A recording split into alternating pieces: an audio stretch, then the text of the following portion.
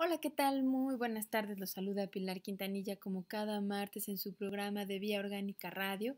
El día de hoy, pues agradeciéndoles a todas las personas que nos escuchan cada martes e invitándoles a que cada martes alrededor de las 12:15 sintonicen el programa de Vía Orgánica, que bueno, lo que se pretende con este programa es que cada vez nos volvamos más curiosas, más curiosos de lo que implican nuestros alimentos, de las historias que hay detrás de lo que comemos, detrás de nuestra agua, detrás de todo lo que usamos todos los días en nuestra vida cotidiana y que muchas veces no nos damos el chance de pensar en qué hay detrás para que esas cosas llegaran a nuestra vida y qué implica su uso para nosotros, para nuestra salud, para nuestra comunidad y para el medio ambiente.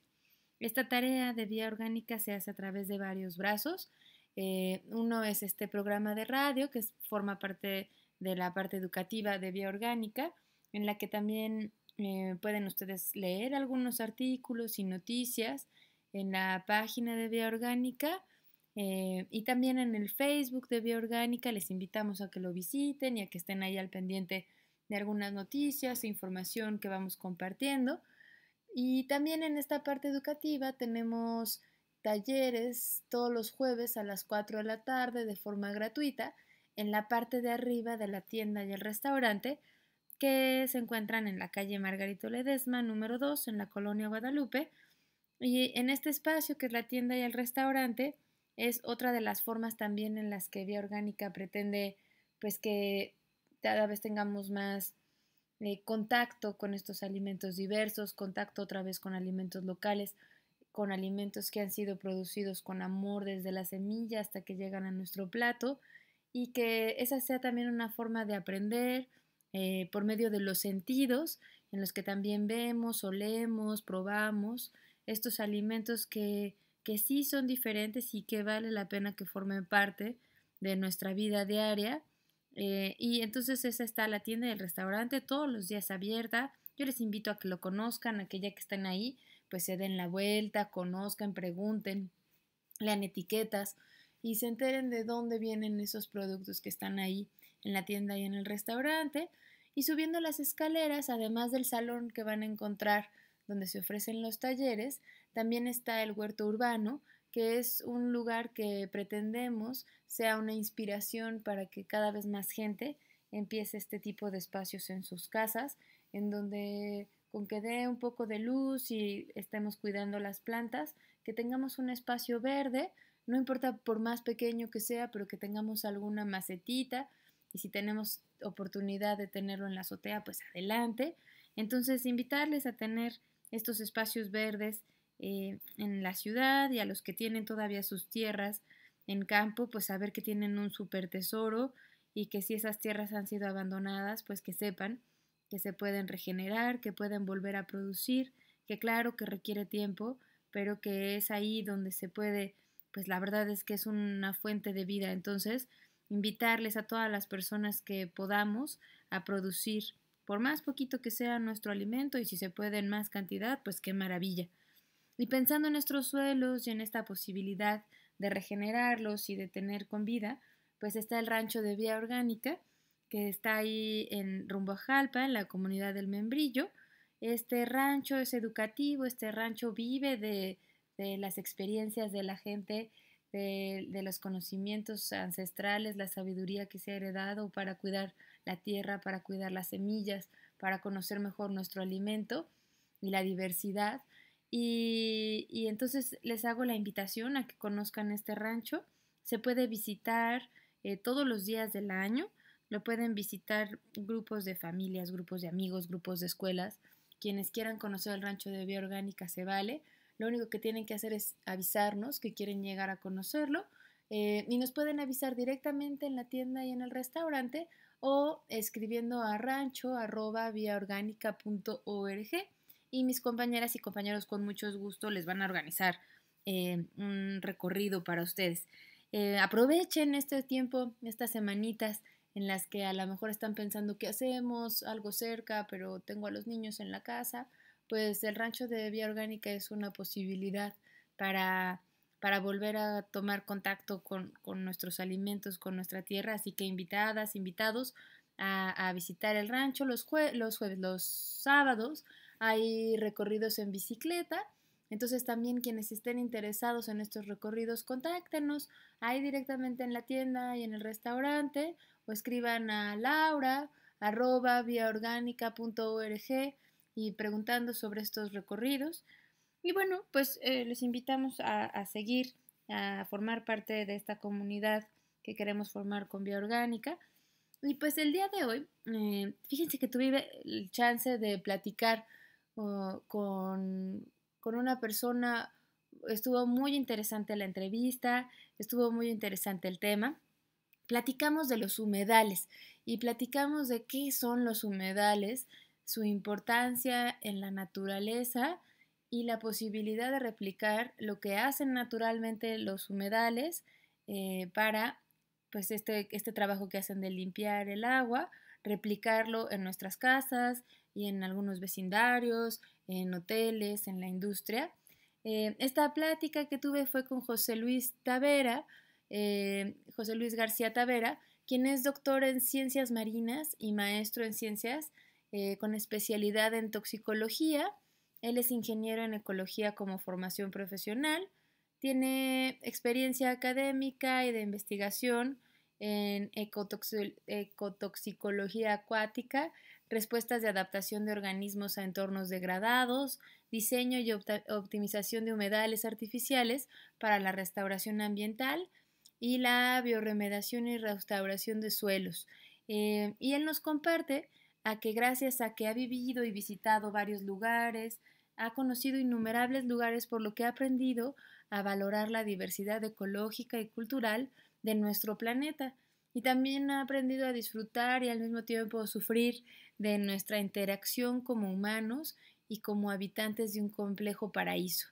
Entonces vamos a escuchar esta entrevista con José Luis García Tavera, que está interesantísima, que nos comparte sobre los humedales. Pues muy buenas tardes. Hoy tuvimos la oportunidad, ya luego les platicaré cómo se va uniendo, pero gracias a la entrevista de Mariana que ustedes escucharon hace unos programas, pudimos contactar hoy a José Luis, que justamente nos va a dar seguimiento a estos programas que hemos ido teniendo hablando del agua en la región, del agua y la repercusión en nuestra salud, que hablábamos con Mariana, de qué pasa con el agua que estamos tomando, particularmente aquí en Guanajuato, con los contaminantes que hay aquí en nuestro cuerpo. Y ella nos dejaba con un mensaje importante que a mí me gustó mucho, que es cómo el agua y el problema del agua no se puede solucionar solo de un lado, sino que está relacionada con toda nuestra existencia y con todo lo que hacemos todos los días, y que entonces hablar del agua tiene que estar en todas las mesas. Tiene que estar en la mesa de salud, tiene que estar en la escuela, tiene que estar en los que trabajamos en lo que sea, no sea que estamos relacionados con el agua o no, tiene que estar en las políticas públicas, en qué se está haciendo en agricultura en nuestra zona. Y creo que eso fue como un mensaje importante que ella nos dejó cuando platicábamos de las soluciones. Como, ¿y ahora qué hacemos con esto que nos dices del fluoruro y el arsénico? Pues todas y todos tenemos que hacer algo desde ahí. Y entonces hoy tenemos a José Luis, que nos va a platicar siguiendo con este tema del agua, qué son los humedales, por qué son importantes y qué función tienen en nuestra vida para nosotros y para el medio ambiente. José Luis, muchas gracias por acompañarnos el día de hoy. No, muchas gracias a ustedes por la invitación, Pilar. Buen día, buena tarde, un saludo cordial para todos. Y pues bueno, para platicar de humedales, primero voy a definir muy brevemente a qué se refiere este término. Humedales, bueno, como la palabra indica un poco, sugiere realmente con humedales, humedad, bueno, pues agua. Pensamos en agua. Claro, sin embargo no en empapado, sino en húmedo. Ajá.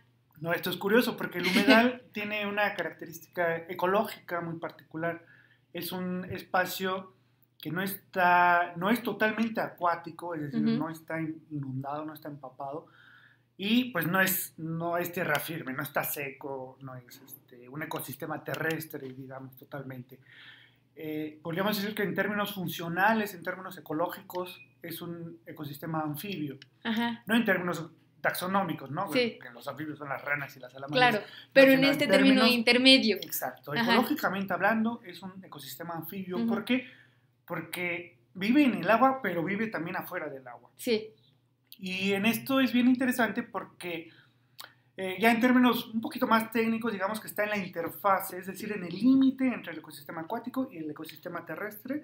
Por lo tanto, debe de sobrevivir tanto las penas del ecosistema acuático como las del terrestre, Uh-huh. pero tiene los beneficios del ecosistema acuático y del terrestre. Entonces, uh-huh. es un ecosistema muy, muy rico. Ecológicamente tiene funciones muy, muy particulares y muy importantes para que los ecosistemas terrestres y los acuáticos puedan funcionar. Exacto. Okay.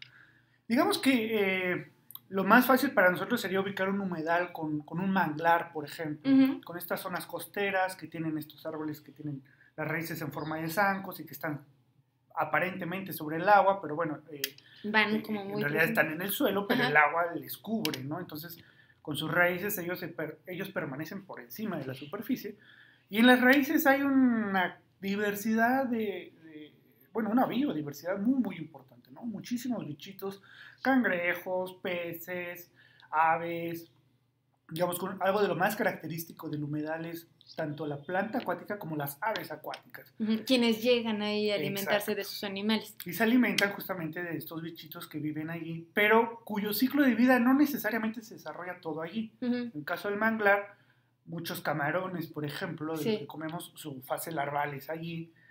Muchos peces desovan ahí y su fase larvaria es allí. ¿Por qué? Porque el humedal es una zona que concentra muchísimo alimento. Y ahorita me voy a referir un poquito a eso, justo en la parte de cómo se usan los humedales ya en remediación, en rehabilitación de ecosistemas, ¿no? Entonces, estos animales pasan una parte de su vida ahí, la parte más frágil, la parte que más demanda de alimento, y después migran hacia mar abierto, por ejemplo, uh-huh. en el caso de los peces, de los camarones, o hacia tierra firme, como en el caso de algunos reptiles, de las aves. ¿Y es agua dulce entonces ahorita que dijiste que migran hacia el mar?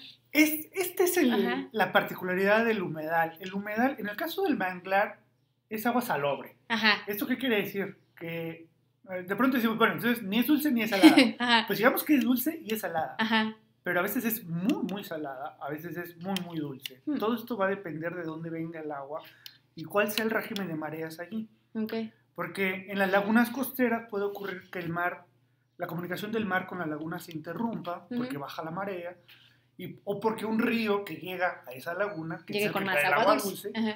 trae sedimentos y puede formar una barrera de sedimentos, de arena, de tierra, de troncos en la conexión con el mar, entonces la bloquea. ¿Qué pasa al bloquearse? Que esto es algo que ocurre de manera natural, ¿no? Claro.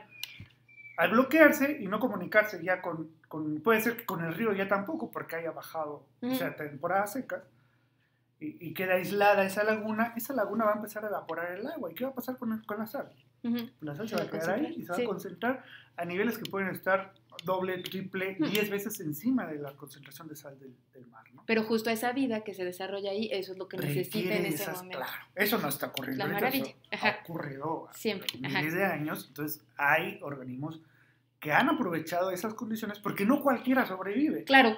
Entonces hay quienes tienen la ventaja de poder ocupar estos nichos y protegerse de los predadores uh-huh. de mar abierto, por ejemplo, o de tierra firme. Claro, sí, que encontraron ahí como un espacio donde justo podían dejar a sus bebés para que se desarrollaran mejor. Digamos que los bebés son rudos de chiquitos, ¿sí? Porque aguantan esas condiciones y ya de grandes se vuelven fresas, ¿no? Ya se van a la vida sí. chévere.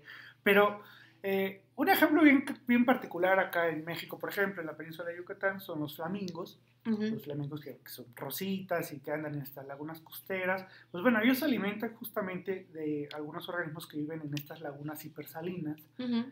y que de hecho tienen un carotenoide ahí que es lo que les da el color uh-huh. a su alimento y después el color se le pasa al flamingo, ¿no?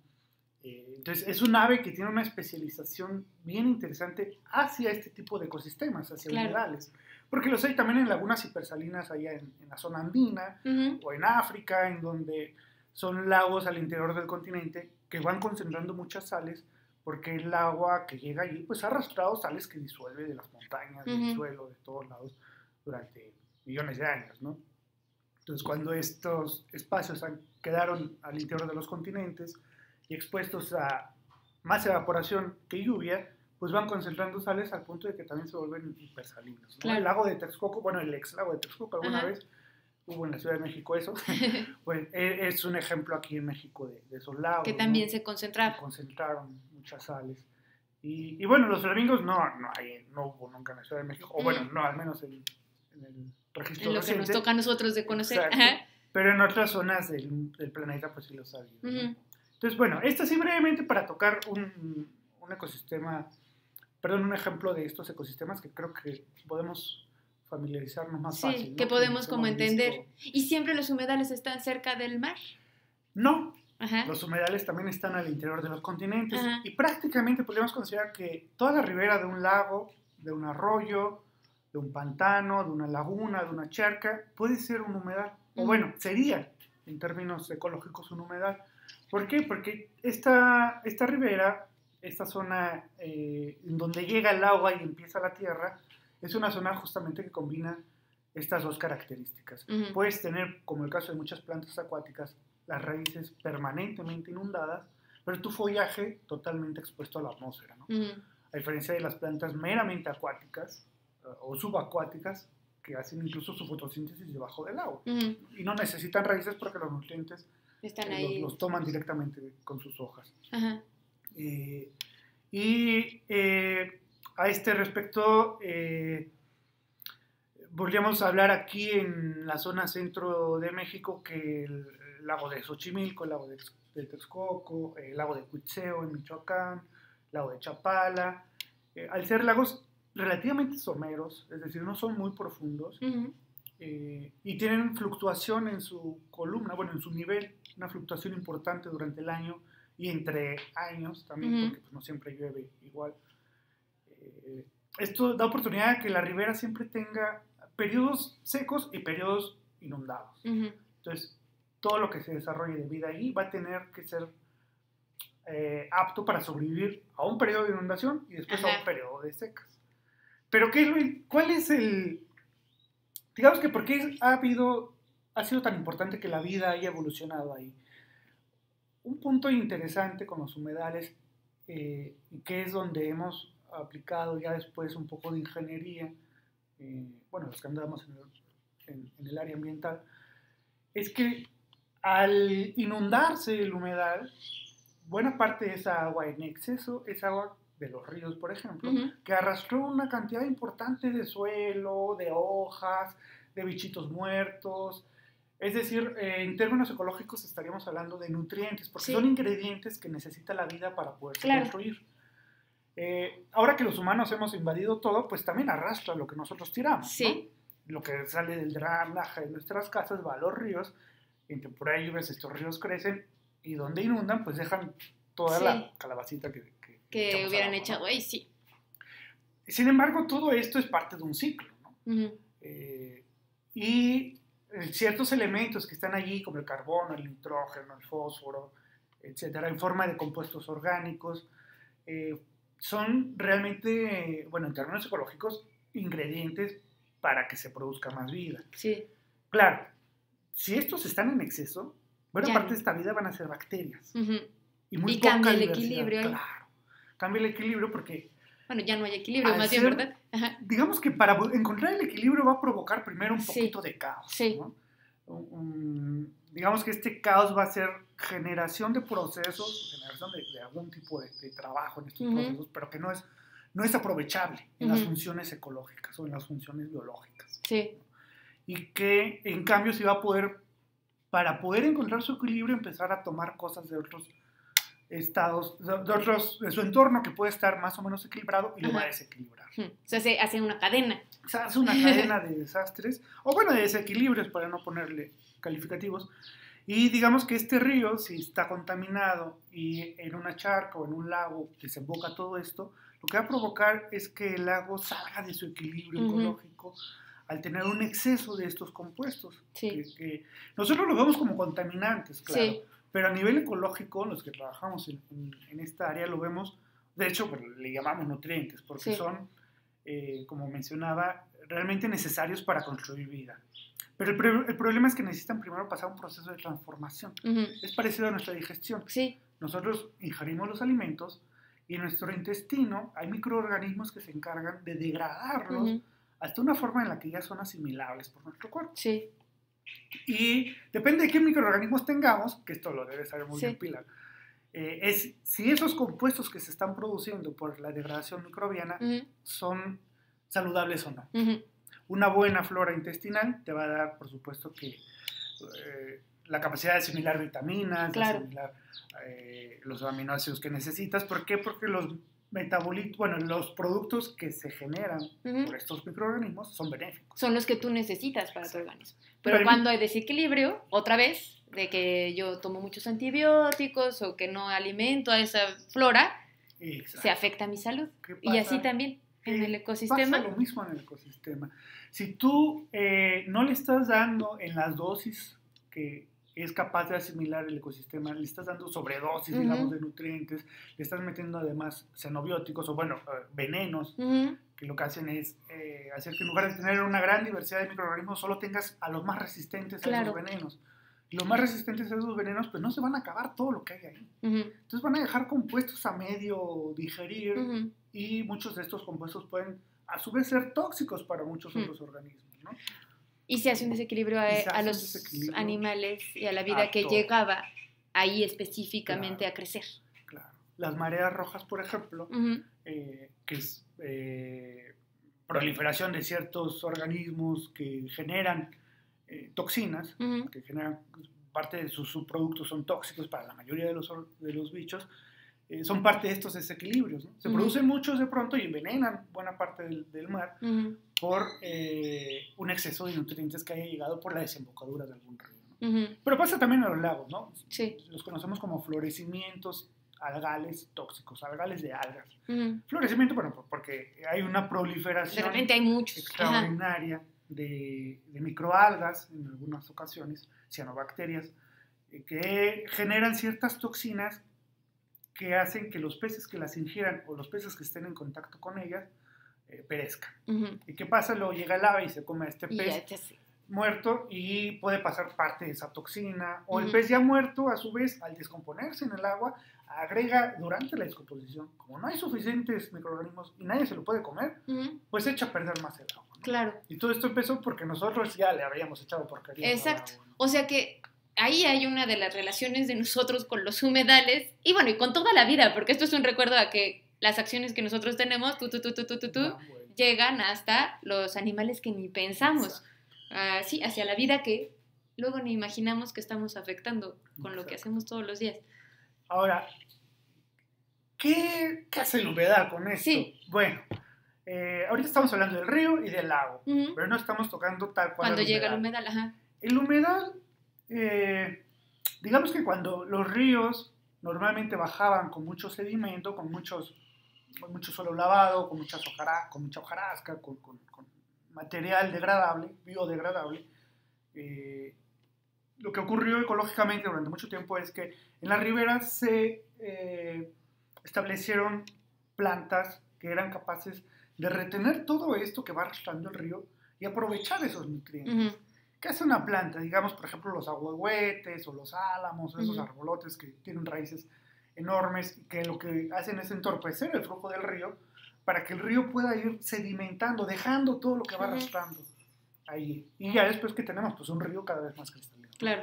Pero bueno, estas plantas en asociación con muchas otras, como el carrizo, los papiros, los juncos, y algunos que parecen pastos, pues, pero son plantas muy importantes allí. Lo que hacen es asociarse con estos árboles para también extraer parte de ese exceso de nutrientes que van ahí, parte de esos desechos, podríamos llamarlo.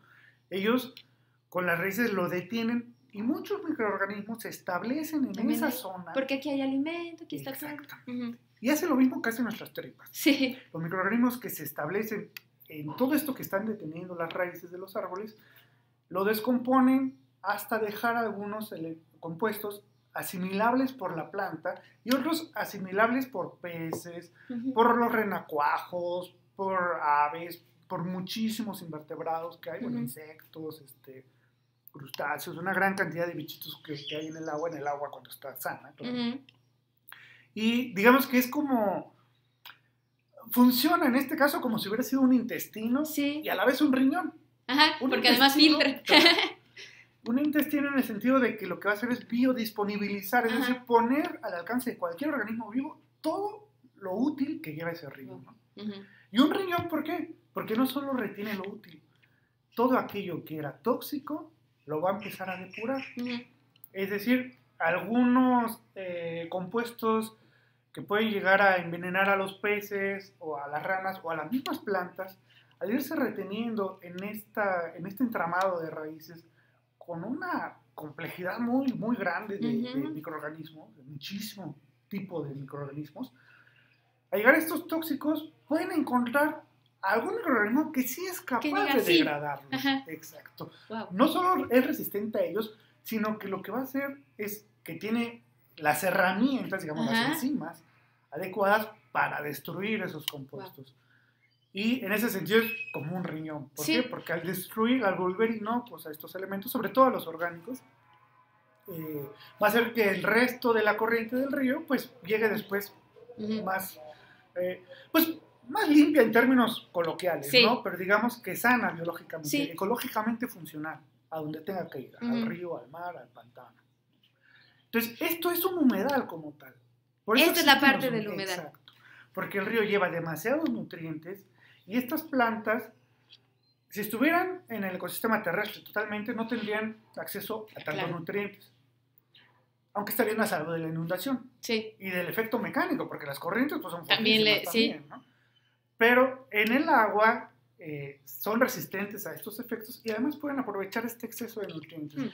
¿Y qué pasa? Pues la planta, el árbol, al crecer más, atrapa dióxido de carbono, lo convierte en follaje. Este follaje puede alimentar insectos, toda la cadena. Esto de retirar dióxido de carbono lo necesitamos. Aire, pues es lo que queremos, ¿no? Que nos ayuden a bajar de todo el dióxido de carbono que le estamos aventando con la combustión. Sí, los queremos porque limpian el agua y porque limpian el aire. O sea, son súper funcionales los humedales. ¿Y cómo están nuestros humedales, José Luis? O sea, ¿cómo están los humedales en México? Pues creo que muy, muy, muy desatendidos.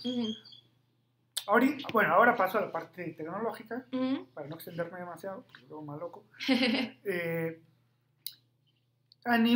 Digamos que a nivel de ingeniería ecológica, ingeniería ambiental, podemos aprovechar todas esas funciones ecológicas que tiene un humedal al diseñar nosotros humedales que puedan adaptarse a las condiciones que ahora tienen los ríos, los lagos, las lagunas, los pantanos que hemos contaminado. Y eso es bien interesante porque, pues si lo dejamos a la naturaleza, nada más le va a tomar mucho tiempo en poder encontrar la estabilidad para que ese humedal limpie ahora sí toda la porquería que estamos aventando. Porque además nosotros vamos como a pasos agigantados, ¿no, José Luis? O sea, cada día producimos más basura. O sea, más contaminantes, somos más humanos, desechamos más cosas. Exacto. Y hay una cantidad, yo creo, de cosas que ni sabemos que llegan hasta el agua, de lo que usamos en, yo qué sé, en nuestra higiene personal, en la tecnología que tenemos. Claro, desde lo que comemos hasta cosméticos, hasta... las computadoras, los teléfonos que desechamos como si fueran cualquier cosa. Entonces hay que echarle la mano a la naturaleza. Y una parte bien interesante en esto es que quienes nos dedicamos a esto, pues bueno, hemos investigado y hemos hecho experimentos con diferentes plantas, con diferentes diseños de flujo, porque bueno, no solo hemos contaminado el agua, también se nos ocurre rectificar el río, es decir, en lugar de que el río vaya serpenteante, a gusto, teniendo la libertad de dejar a un lado y a otro todos los sedimentos, nosotros los hacemos rectos para que se vaya rápido el agua. ¿Por qué? Pues porque apesta, ¿no? Sí. Porque ya la echamos a perder y no queremos que se inunde. Entonces, es muy difícil que un humedal pueda sobrevivir en esas condiciones, porque no tuvo oportunidad de ir dejando en ese camino y llega totalmente sucia. Exacto. Y entonces, ¿qué es lo que tenemos que hacer? Bueno, buscar la manera de adaptar la tecnología, más bien, adaptar ya el diseño natural de un humedal a todas estas alteraciones que le hemos hecho al espacio acuático, ¿no? O bueno, en este caso a la interfase anfibia. Sí. Entonces, algo que se ha probado ya es, por ejemplo, usar los humedales para el tratamiento de aguas residuales, ¿no? Ujú. Tienes una población pequeña, un fraccionamiento, un hotel, y todo el desagüe lo mandas primero al humedal.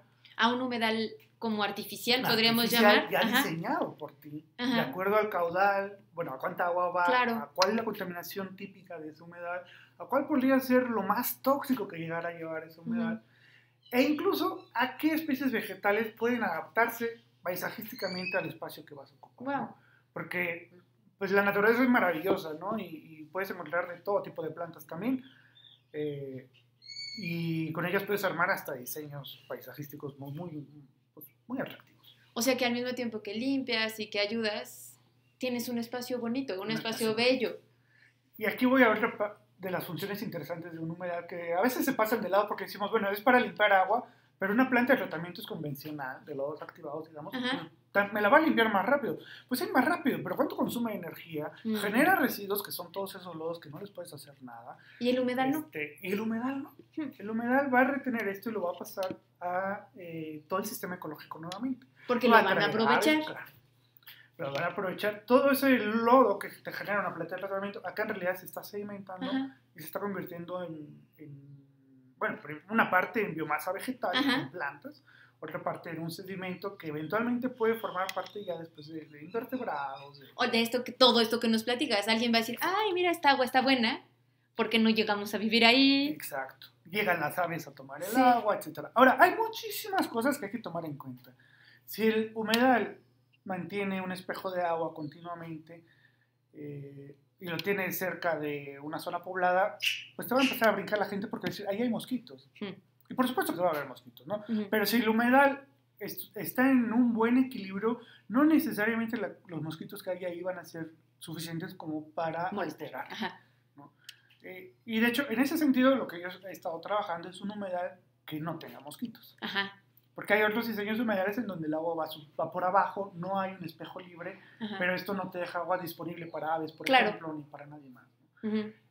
Tienes que hacer diseños un poquito más, con más espacio para que el agua pueda regarse sin esfuerzo, no lo tengas que bombear. Entonces, hay ciertas desventajas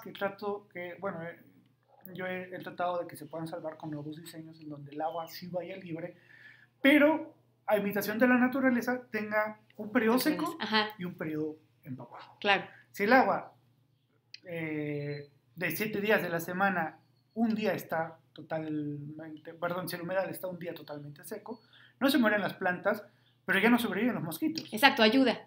Y además aireas. Sí. Que haces que el aire pueda penetrar bien hacia las raíces y cuando se vuelva a mojar, todo ese aire se puede aprovechar para degradar todo lo que retuvo la raíz durante el periodo de inundación. Y entonces imitas más lo que hace el humedal. Lo que ocurre en un humedal, por ejemplo, con el régimen de mareas, con el régimen de crecida de los ríos. ¿Qué es eso? Dejan todo el excedente de nutrientes, después baja, se degrada, después vuelve a subir, lo que no se degradó cuando estaba seco se degrada cuando se vuelve a inundar, y pues si el problema es los mosquitos, ahí no los vas a tener. Claro. ¿Y hay zonas donde ya se está haciendo esto, en comunidades o en el pensar, ¿no? Porque también es un diseño que ya urge hacer, como más planeado de cómo crecemos en las ciudades, de qué vamos a hacer con todos estos desechos. ¿Hay lugares donde ya se está pensando o donde ya se hace? Hay los diseños más comunes ahorita son diseños en donde el agua no está expuesta. Es lo que te comentaba. Lo que hacen es una cama de grava o de tezontle o de algún material similar con una granulometría grande para que el agua pueda fluir por allí, pero no se queda libre al espejo. Le pones algunos respiraderos y las plantas están sobre ese sustrato, ¿no? Sus raíces se meten entre este material para poder ir extrayendo los nutrientes. Parte del agua obviamente la extraen, la mandan a la atmósfera también. De eso sí hay. Bueno, Europa, Norteamérica tiene bastantes ejemplos. En Latinoamérica ya hay algunos ejemplos también en la Ciudad de México. Brasil ya ha trabajado también un poco esto. Muchos países ya han hecho algunos ejemplos. Sin embargo, se quedan todavía como en... Miren lo que podríamos hacer, pero no lo hacemos. Nos quedamos como hasta aquí, así cerquita. Ahora, este diseño fue un diseño ah, inspirado en otros ecosistemas. Ujú. Digamos, Europa, Norteamérica, pues no tienen el clima que tenemos nosotros, no tienen el régimen de lluvias que tenemos nosotros. Claro, se tiene que adaptar a la zona Exacto. en la que estás, porque además México también es tan diverso que no sería lo Además. mismo un humedal aquí en Guanajuato que en Chiapas. O sea, como estas diferencias también, Exactamente. porque todo va a cambiar. Sí. Entonces, yo este diseño que te estoy platicando lo he trabajado a nivel experimental. Ajá. Ya, de hecho, ya se hicieron algunas tesis probándolo con aguas residuales domésticas, Uh-huh. Y sí. con agua del drenaje. O sea, que tu casa tuviera ese humedal. Exactamente. A nivel hogar. Exacto. Digamos que en lugar de que cierto número de casas descarguen directamente a un río, Ajá. antes de descargar el río, esta agua pueda pasar por una red de humedales construidos de esta manera, regulados por compuertas para que se pueda hacer este movimiento del espejo de agua, y después descarguen al río. Ahora sí, pero ya ve el agua claro, mejor. ya va relativamente limpia. Sí. Ahora, parte también de lo que he trabajado con este diseño es que no sea tanta el agua que regrese al río, porque originalmente esa agua no iba a ir al río. Que se vaya aprovechando. Sino, exacto, se va aprovechando por las plantas, se va a la atmósfera, y lo que por otra parte se filtra, ya relativamente limpia, pero lo que se va a la atmósfera te ayuda a regular climáticamente la zona, porque pues el vapor de agua es excelente para amortiguar los cambios térmicos, es excelente para ayudar a depositar partículas de polvo que están en la atmósfera. Regresas vida, que hemos acabado con la construcción que hacemos en todos lados. Claro que sí, haces un ambiente pues, más agradable, te ayuda a limpiar el agua. Además de que pues, obviamente las plantas están, lo que comentábamos, atrapando dióxido de carbono, ¿no? Pero la intención se le llama evapotranspiración, a este proceso de mandar agua de la humedad hacia la atmósfera. En ese proceso, pues, evitas el efecto de isla de calor que tienen los asentamientos humanos. Sí. ¿No? En lugar de que sea una plancha de concreto y asfalto y 1000 motores encendidos calentando el aire, sí. Con estos espacios lo que vas a hacer es que buena parte de ese exceso de calor que se está generando en esta plancha de pavimento sea absorbido por la humedad que se está generando en la transpiración de la humedad. Y con esto evitas que las ciudades se conviertan en este desastre climático, aunque sea a escala local o regional. Pero si hiciera con varios, exacto, ya se suma. Se suma. Porque una gran ventaja de estos sistemas es que no necesitas un espacio tan grande y mucho dinero para construir. Es lo que te iba a decir, así era mi pregunta, si es tremendamente caro, necesitas espacio tremendo, nada, o sea... Puedes adaptarte al espacio, digamos que, de hecho se conocen como sistemas descentralizados, porque puedes decir, bueno, aquí agarro 20, 30 casas, o 2, 3 casas, porque están muy dispersas, y después otro más chiquito para estas otras. Es decir, varios sistemas pequeños, de hecho climáticamente te son más útiles y ecológicamente funcionan mejor que un espacio muy grande haciéndolo todo. ¿Por qué? Porque un espacio muy grande haciéndolo todo, en caso de una emergencia, de un mal funcionamiento, por una tormenta extraordinaria, por una helada... Se vuelve un poco desastroso. O por incluso, al tenerte una gran cantidad de plantas ahí, la biomasa que se genera, pues en un momento está vivo, pero en otro momento se empieza a secar. Claro. Es un foco de incendio. Sí. ¿No? Entonces, no te conviene espacios muy grandes. Necesitas que sean espacios separados para que se puedan administrar. Como de colonias o de calles, ¿no? De unas cuantas callecitas. Exacto. Entonces, ¿qué es lo que hay que buscar? Bueno, la manera en que se puedan, ya las ciudades que ya existen, pues, ¿cómo se podrían adaptar? ¿Cómo se puede adaptar? Porque, claro, lo que ya está hecho, ver cómo encontrarle, claro. ¿No? Pero si hay un río que está recibiendo las descargas, pues a lo largo del río puedes hacer pequeñas estaciones de depuración con estos humedales, o antes de la descarga hacia el río ponerlos, cuando son comunidades pequeñas, ¿no? Sí. Porque ya las comunidades un poco más grandes deben de tener una planta de tratamiento. Ahora, los humedales una planta de tratamientos de lodos activados convencional no te remueve de manera eficiente el nitrógeno o el fósforo. Te quita buena parte del carbono que va ahí, pero digamos que estos son elementos que también forman parte de la vida, que se ocupan en la vida, pero que van a provocar que si están todavía en el agua, después el agua se ponga verde. Que son estas microalgas que pueden después generar una intoxicación, ¿no? por exceso de producción. ¿Y las plantas en los humedales? Y en el humedal, lo que más se retira es nitrógeno y fósforo. El carbono se retiene en forma de vida, Sí, pero el nitrógeno y el fósforo se lo come la planta. es lo que te iba a decir, son sus nutrientes para poder existir. Exactamente. Pues suena a que es algo que deberíamos estar haciendo, ¿no? Así como de, ¿por qué no lo estamos ¿Por qué no haciendo? lo hemos hecho? Ahora, además a la planta la podrías aprovechar, ¿no? Producción de fibras, producción de O materiales. sea, podrías escoger plantas que te fueran útiles, además. Carrizo o bambú Sí. incluso. O simplemente te comentaba hace un momento, ornato. Claro, que se vea bonito y ya estás, imagínate, con un espacio ahí verde. Exactamente. E incluso en algunos otros giros que haya ciertos contaminantes peligrosos como metales, ¿no? Porque hay plantas especiales que te pueden ayudar a retirar poco a poco algunos metales. Claro, esto ya requiere otro manejo, ¿no? Especial con la planta. Pero creo que la primera parte es eso, dar a conocer esta tecnología. Allí pues la obligación es de los que estamos desarrollando ese tipo de tecnología. Claro, de darla a conocer. Claro, pulirla, sí. Es un poco en lo que estoy yo con algunos colaboradores, con mis estudiantes, en poder pulir más los números que nos arrojan estos experimentos para empezar a darlo a conocer y poder establecer ya vínculos con aquellos desarrolladores inmobiliarios, por ejemplo, para decirle, bueno, mira, te propongo mira, esto se puede usar así. Exacto. Un desarrollo turístico, un hotel, un resort así de, sí. No sé, 500 habitaciones. Necesitas esto, ustedes darle los cálculos de, exacto. Mira, esto. Si tienes este espacio. Es más, sí. Todo podría ser, ¿no? Todo el perímetro de tu hotel va a ser un humedal. Claro. Y te alcanza perfectamente. Y todas tus plantas, entonces. Ya es un jardín. Y como hotel lo presumes. Además tengo el súper tratamiento claro, de agua, ¿no? Tus clientes pues van a sentirse también de alguna manera. Que colaboran. Que están colaborando, que están siendo parte de algo que no está afectado. Pues, al menos no con el uso que hace justamente el cliente, porque lo que hacemos, lo que hace el hotel pues sería limpiar lo que el cliente dice, lo que el cliente echa ahí, ¿no? Sí. Pero yo ya he estado platicando también con gente de arquitectura, ya hemos hablado incluso de la parte paisajística, de las especies que pueden cumplir ciertos, digamos, o brindar ciertos servicios ambientales que pueden ser más interesantes para ciertos desarrollos, ¿no? Por ejemplo, plantas que evapotranspiran mucho te pueden ayudar a espacios en donde necesitas un amortiguamiento térmico importante, ¿no? O plantas hay plantas humedales que generan, que producen flores hermosísimas, ¿no? Sí, estás a aprovecharlas. Que te atraen colibríes, que te atraen abejas para que el turista también se vaya, no es cierto. No, para que en las mañanas escuchas el zumbido. Claro, ¿no?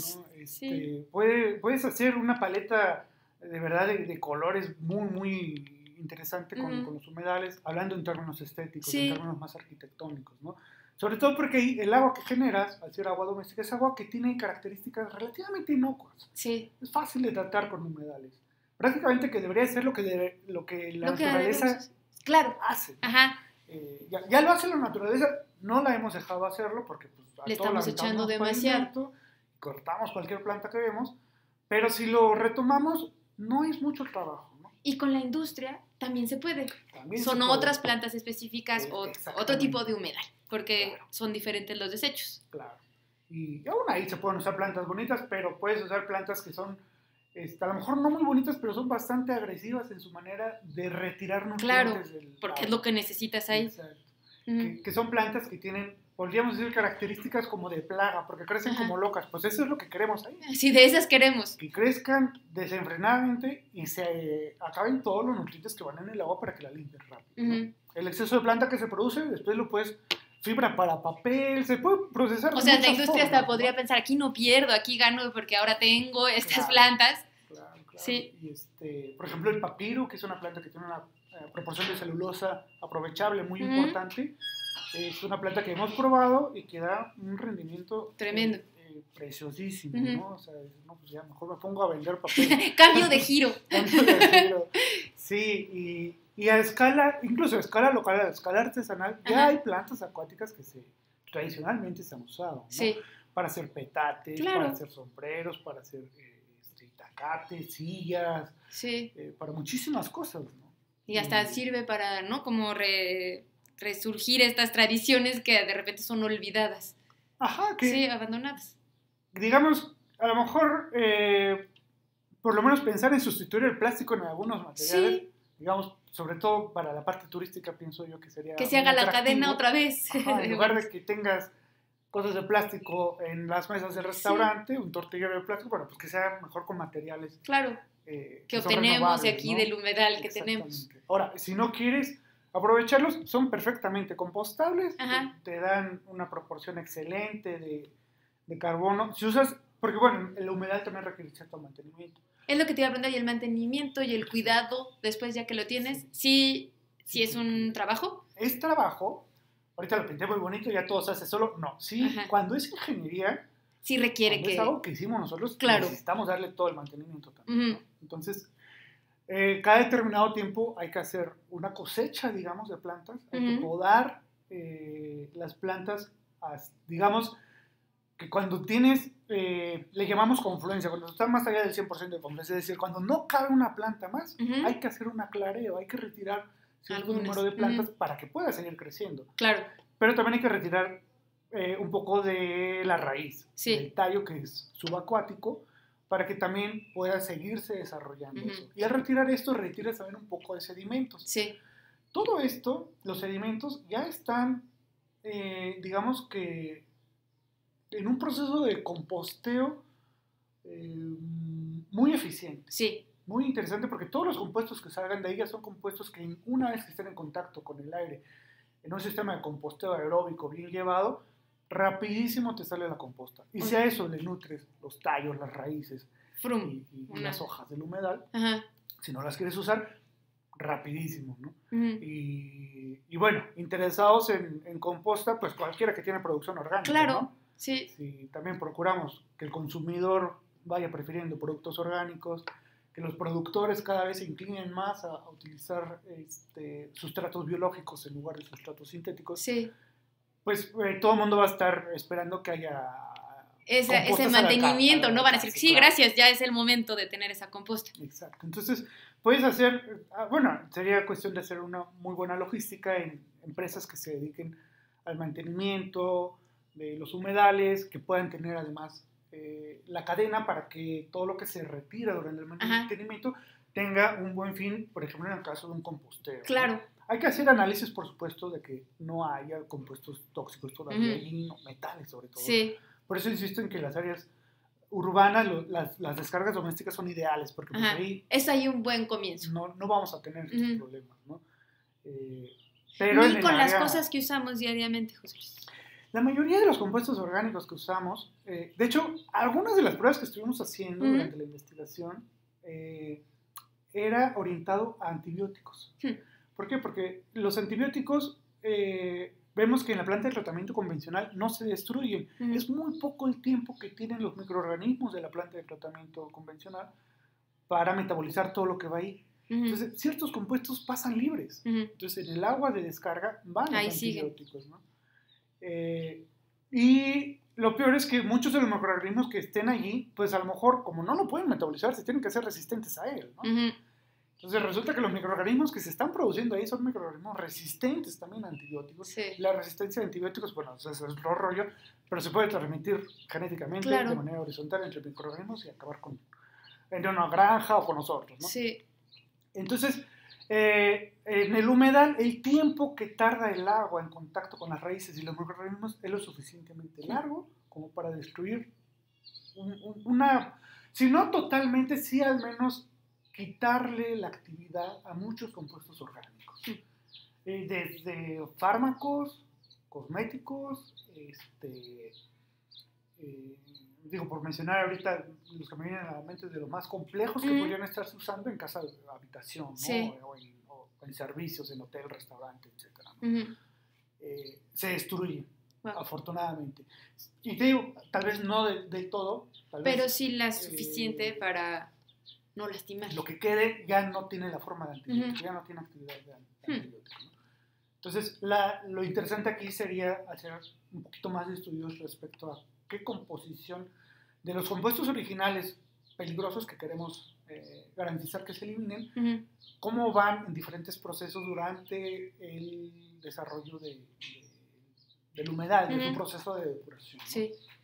Hay pasos a seguir. Exactamente. En eso pues hay estudios desde qué tipo de microorganismos están, Claro. qué metabolitos tienen, qué tipo de enzimas son las que se están seleccionando en ese proceso, y en base a eso también poder hacer más eficiente, ¿no? Poder meter un poco más la mano para seleccionar los microorganismos que más nos convengan, ¿no? Claro. Porque también tu humedal puede, uno de los mayores temores a veces para usarlos es que si se sale de su equilibrio, de su estado estacionario, digamos, de su estabilidad, puede tardar mucho en recuperarse. Ese es uno de los, pues a veces puede ser mito, porque dependiendo del tipo de humedad. En el caso del que estamos nosotros desarrollando, es una humedad que al tener la columna de agua libre, al tener un espejo libre, no es tan complicado que los microorganismos se recuperen nuevamente. Y la planta es más fácil también que se recupere si es que hubo si algo se saliera problema. Claro. A que si está enterrada y, por ejemplo, si no te das cuenta. Un compuesto que está intoxicante, pues va a tardar un poco más en degradarse, no sabes exactamente dónde está. Y si no, lo ves. Exacto. Probablemente lo ves más pronto. Exacto. Entonces, con estos sistemas, pues la idea es que si hubo una alteración, si de pronto, no sé, alguien tiró algo que no debió haber tirado al drenaje, en este sistema puedas detectarlo inmediatamente, aislar esa parte, darle el tratamiento que se requiera, o eventualmente solo inocular con los microorganismos adecuados para que... Así, pasó esto. Cambiar, exacto. Con tu plan de contingencia, ¿no? Claro, llegas con tus rescatistas, tus microbios rescatistas, los pones ahí a trabajar, aislado, y ya después los vuelves a integrar, ¿no? Y ya se queda. O incluso tener una batería de plantas que te puedan ayudar en casos específicos como estos. Suena buenísimo, Josué Luis. Sí, es buenísimo. Entonces, pues hay que echarle muchas ganas ahorita a la parte de sacar bien todos los números. Claro. Hacer los vínculos con quienes pueden estar interesados en incluir ese tipo de tecnología en sus desarrollos, y poco a poco hacer la difusión más amplia hacia otros sectores de... Claro, ir empezando, ir haciéndolo y que se vaya haciendo más y más presente. Claro, poder llegar a las entidades gubernamentales porque, pues bueno... Y decir, mira, este plan estaría buenísimo. Exacto. Oye, José Luis, ¿y si alguien nos escucha y te quiere contactar y dice, quiero saber más de los humedales, ¿se puede? Claro que sí. ¿Sí? Claro que sí. ¿Qué nos quisieras dar tu correo? Te puedo dejar mi correo electrónico. Es... ya se te olvidó. Ya se me olvidó. Pero yo lo tengo por acá, seguro. Entonces, no te preocupes. No lo puedo deletrear porque me hago bolas. Ahorita lo encontramos. Matsuda, pero no me acuerdo si tengo... Bueno, ahora lo decimos. Pero entonces sí te pueden escribir de repente y saber más. Como ¿hay algunas publicaciones o algo que estén ahí al alcance de los viles mortales? Que no esté nada más como en algunas revistas o algo, pero que algo de divulgación habrá. Todavía no, pero estoy trabajando con algunos de mis estudiantes justamente en pues en la intención de hacer una divulgación un poquito más abierta, ¿no? No sea una divulgación tan técnica. Para pasar la voz, ¿no? Claro, para pasar la voz. Aún así, no creas que la parte técnica la hemos cubierto totalmente, ¿no? Nos hace falta. Pero digamos que lo más importante es que sea la sociedad la que se empiece a enterar, ¿no? Y también quien quiera estudiar y quien quiera aprender más, también si algunos jóvenes nos escuchan, está buenísimo que digan, eso yo quiero investigar más y saber más. Y creo que aunque no sea de esto específico de los humedales como hechos por nosotros, entender esto que nos explicabas de la función de los humedales, de los que existen, y entonces también pensar hasta cómo podemos cuidarlos. Claro que sí. Porque tienen muchas afectaciones, ¿verdad? También, por ejemplo, los manglares con la producción del camarón. Ajá. Claro. Les estamos dando en la torre, ¿verdad? Las granjas camaronícolas que utilizan también una cantidad importante de antibióticos, que pues el alimento que se les da es un alimento demasiado rico, entonces se generan muchos residuos. Y bueno, eso altera al resto de habitantes del humedal. Sí. Las mismas, bueno, conservar el humedal, hay una iniciativa que se llama Ramsar, que es una iniciativa en donde se registran humedales que se quieren proteger, ¿no? Y se da un inventario de aves, un inventario de plantas, las características geohidrológicas del sitio, etcétera, ¿no? Pero esto porque los humedales son muy importantes en las rutas migratorias de muchas aves. Sí. Las aves bajan al humedal no solo a descansar, sino a recuperar fuerzas, justamente alimentándose de lo que el humedal produce. Porque el humedal, como te comentaba, al llevar un exceso de nutrientes y biodisponibilizarlos, pues hace que cualquiera que pase por allí los pueda tomar, ¿no? Sí.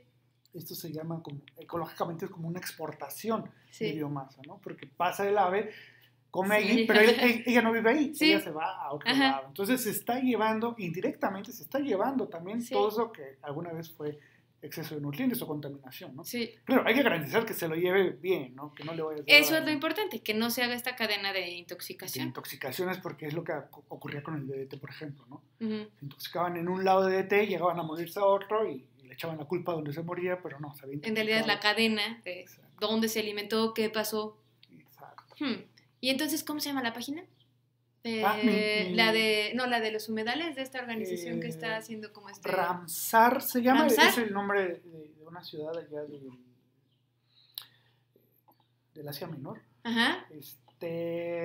Y bueno, ahí hay mucha información de humedales, Ujú. ahí puede uno ver qué se está haciendo a escala, en este caso podríamos llamarle institucional, ¿no? Ujú. Porque sí es más o menos formal. Si bien haya iniciado más como tipo ONG, pues sabemos finalmente que los gobiernos también buscan esta compatibilidad con la actividad de la sociedad civil organizada. Claro. ¿no? ¿En la Conavio se puede encontrar algo de humedales? Sí, ¿Sí? por supuesto, la Conavio también tiene algo. Yo creo que en México tenemos muchísimo por hacer, entonces si hay gente con más ganas de esto, pues ponernos en contacto, Sí. organizarnos y empezar a trabajar en esto, en rescatar humedales. Chapala, Cuitzeo, bueno, la cuenca del Lerma en general es una cuenca con un nivel de deterioro importante, pero rescatable finalmente, Sí. se puede hacer algo, ¿no? Hay que empezar. Entonces, exacto. Lo Sí. que hay que hacer es organizarnos, empezar. Ya estamos desarrollando algo de tecnología, ya hay iniciativas aisladas por allí, ¿no? A veces es Sumarse. simplemente entrar en el concierto, claro. Sí. Porque de pronto pues estamos haciendo así, sin darnos cuenta, unos unas cosas, otros otras. Que a lo mejor se Y complementan. si las juntamos hay una sinergia que podría dar un resultado muchísimo más fuerte. Pero, pues ahora sí que a sumarse. Y ya encontré tu sumarse. correo. Claro. Así Perfecto. que por aquí tú se los Te me puedes diga. deletrear. Es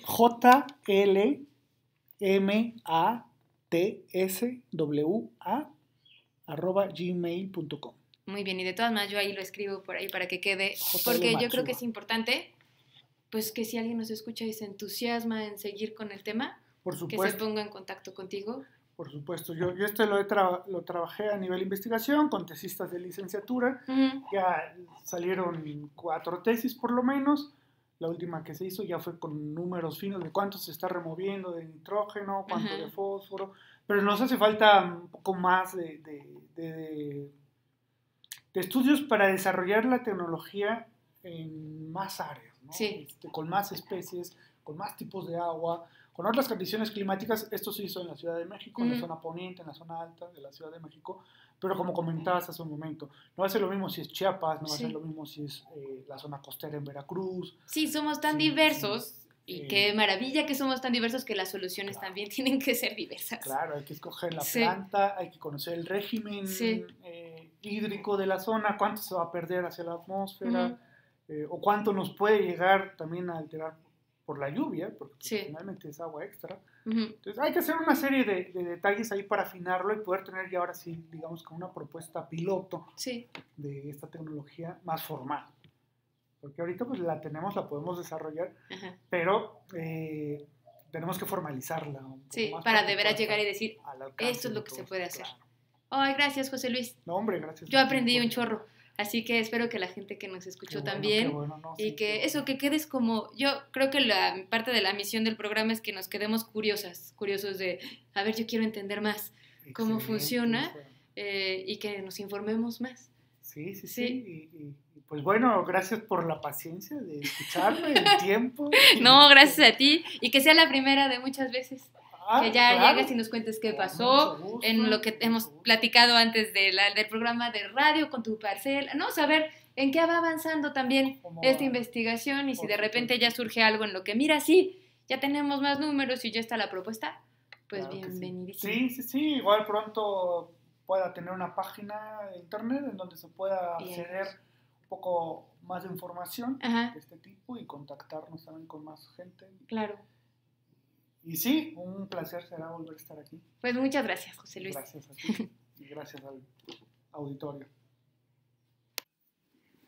Oigan, pues ya escuchamos la entrevista sobre los humedales. Espero que se hayan quedado igual de boquiabiertos que yo y aprendiendo sobre nuevos temas.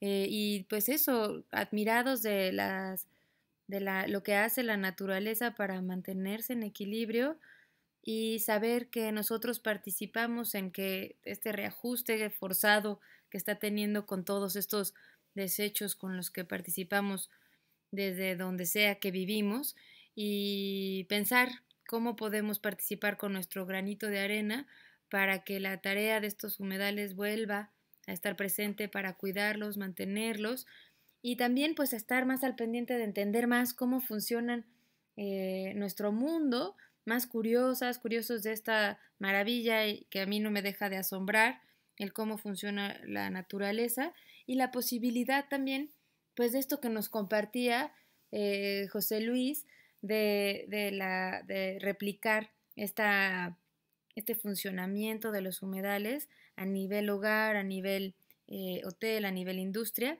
Entonces ahí los dejo espero con curiosidad de conocer más y con más conocimiento sobre un pedacito sobre qué son los humedales. Muchísimas gracias por escucharnos el día de hoy.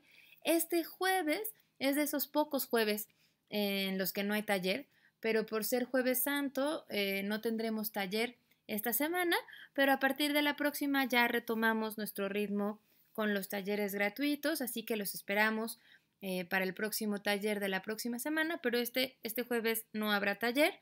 Gracias por escucharnos, nos escuchamos el próximo martes alrededor de las 12:15.